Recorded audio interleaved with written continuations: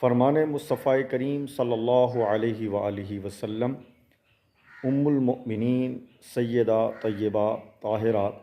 سیدہ ام سلمہ رضی اللہ تعالی عنہا سے روایت ہے کہ اللہ کے رسول علیہ الصلاۃ والسلام نے فرمایا کہ جس آدمی کے پاس ذبح کرنے کے لیے جانور ہو یعنی قربانی کا ارادہ رکھتا ہو تو ایسے شخص کو چاہیے کہ جب ذوی الحجہ کا چاند نظر آ جائے تو اپنے جسم کے کسی بھی حصے کے وہ بال نہ کاٹے۔ تو پیارے دوستو، جو دوست قربانی کا ارادہ رکھتا ہے اور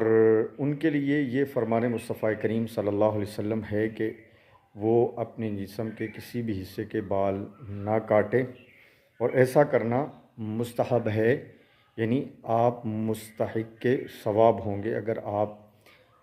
بال نہیں کاٹیں گے، ناخن نہیں کاٹیں گے تو آپ کو ثواب ملے گا۔